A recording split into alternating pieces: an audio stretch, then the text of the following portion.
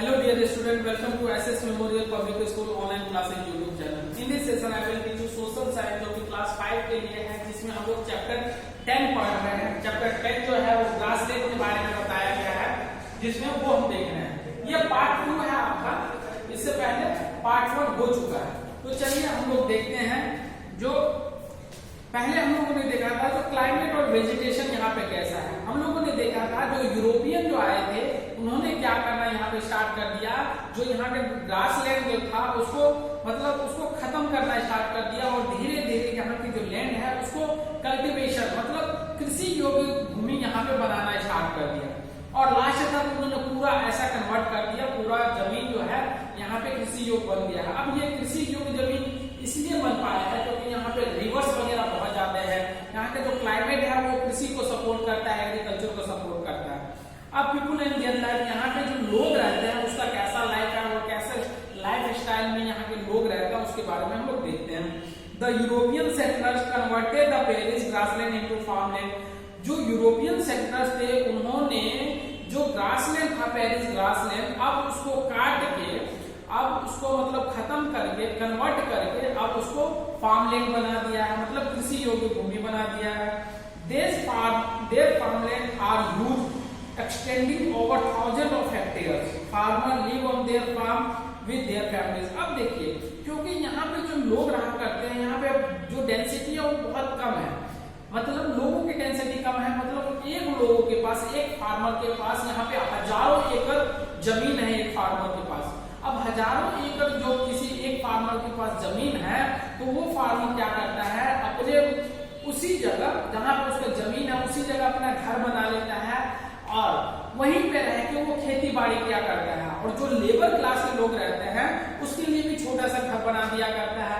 इस तरह से ये लोग यहाँ पे खेती करते हैं। यहाँ के जो फार्मर होते हैं वो बहुत ही धनी होते हैं, बहुत रिच हुआ करते हैं। उनका जो लाइफ स्टाइल होता है वो बहुत ही उम्दा किस्म का होता है, बहुत अच्छा लाइफ स्टाइल जीते हैं, क्योंकि यहाँ पे जो लैंड है इनके पास बहुत ज्यादा है और लैंड में जो प्रोडक्शन है वो भी बहुत ज्यादा है।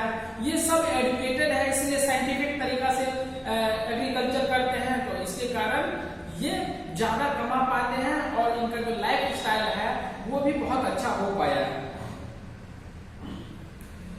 Farmer live on their farm with their family. They build homestead for their families and workers.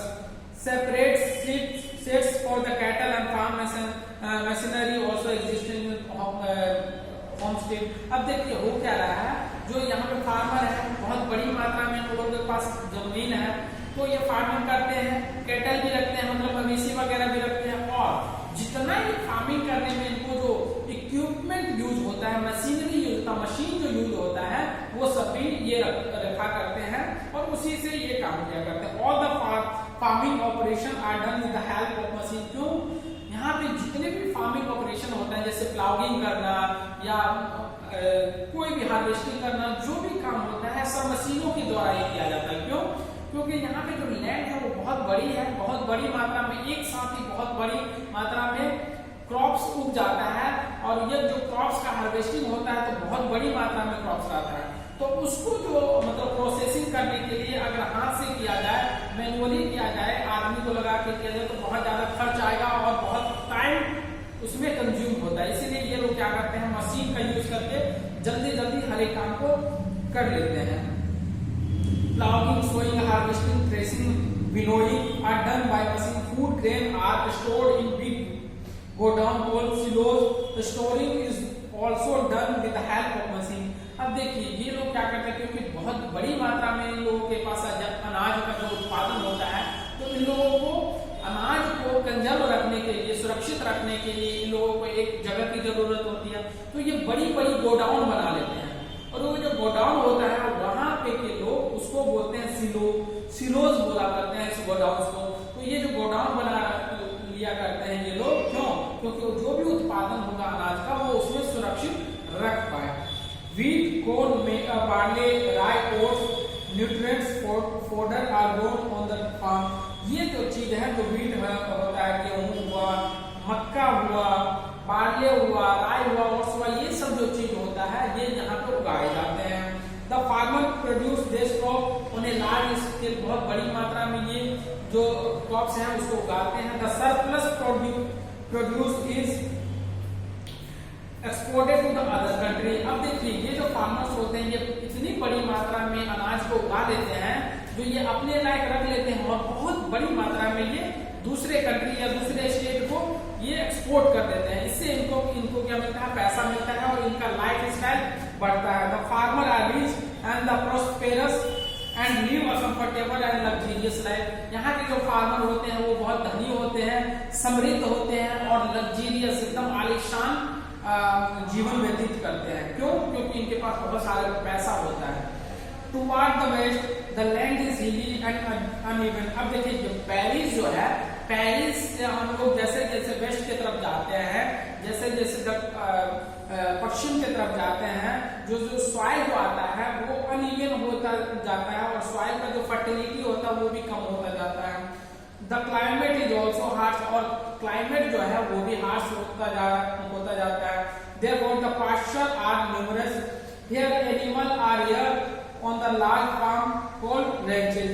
अब देखिए क्योंकि जैसे जैसे हम लोग वेस्ट की तरफ जा रहे हैं, सॉइल का फर्टिलिटी कम होता जा रहा है, वहां का जो क्लाइमेट है वो हार्श होता जा रहा है, इसीलिए वहां पे फार्म ये करना क्या बोलते हैं, खेती बाड़ी करना थोड़ा सा कठिन हो जाता है। इसीलिए वहां पे सिर्फ पशुपालन किया जाता है और पशुपालन किया जाता है तो पशुओं के लिए बड़े से एरिया में वहां पे फार्म बनाया जाता है और उस फार्म को साइंटिफिक तरीके से चलाया जाता है। In the east cattle are reared mainly for the beef. The slaughter house are located in the big city. Chicago is the world famous centre of slaughtering cattle. अब देखिए जैसे जैसे हम लोग मतलब ईस्ट की तरफ जाते हैं, पेरिस के ईस्ट की तरफ, लोग जो पशुपालन किया करते हैं वो मेनली बीफ के लिए क्या करते हैं। बीफ मतलब जो मांस होता है, वहां पे जो भी पशु होते हैं उनका जो मांस के लिए उनका पशुपालन किया करते हैं। सबसे बड़ा वर्ल्ड का सबसे बड़ा स्लाउटर हाउस जहाँ पे मवेशियों को काटा जाता है उसको स्लाउटर हाउस बोला जाता है, वो शिकागो में है और शिकागो इसी रीजन में आता है। शिकागो में है और ये शिकागो इसी रीजन में आता है।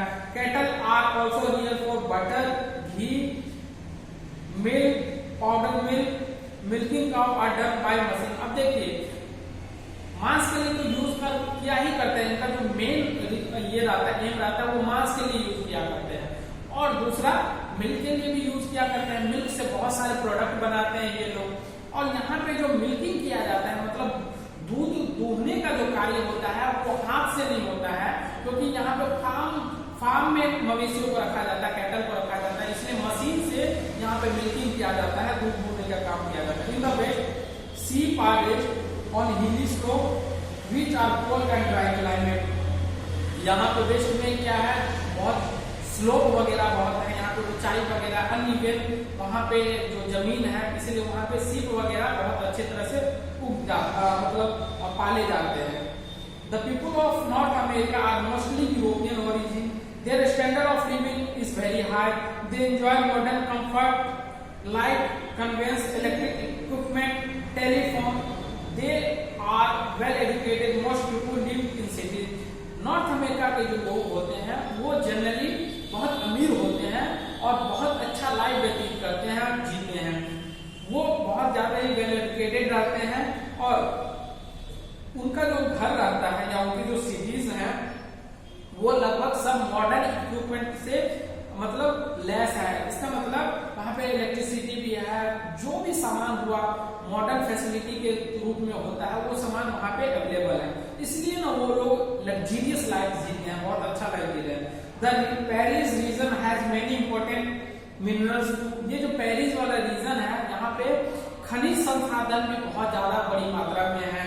As such, many industries have been set up here. Industrialization had led the growth of big city, especially near Michigan. अब देखिए यहाँ पे क्या है, खनिज बहुत बड़ी मात्रा में है।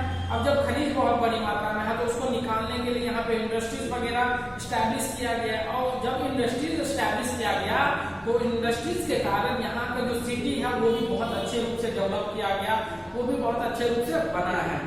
यहाँ पे जो एक स्टेट है मिशिगन, ये जो स्टेट है ये बहुत ही अच्छा स्टेट है।